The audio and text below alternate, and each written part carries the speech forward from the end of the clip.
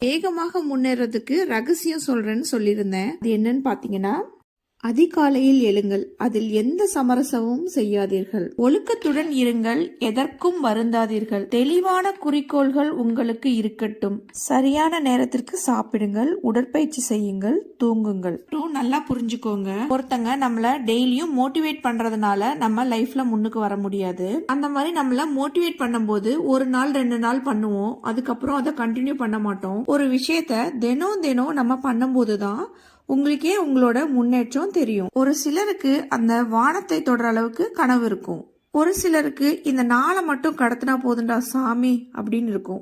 எந்த சுச்சுவேஷன்ல நம்ம இருந்தாலும் நம்ம கனவை நம்ம மதிக்கணும். நம்மளோட உழைப்பை மட்டும் நம்ம சிந்தனையில வச்சோம்னா நம்ம நிலைமை மாறும். உங்களுக்கே உங்க மேல நம்பிக்கை வரும், நீங்க எல்லாத்தையும் நல்லதா தான் மாற்ற போறீங்க அப்படின்ட்டு. இன்னும் சில பேரு பெரிய எய்ம் வச்சுட்டு வேகமா ஓடிட்டு இருப்பாங்க. கொஞ்சம் பேரு இந்த நாளை ரசிச்சு நிதானமா வாழ்ந்துட்டு இருப்பாங்க.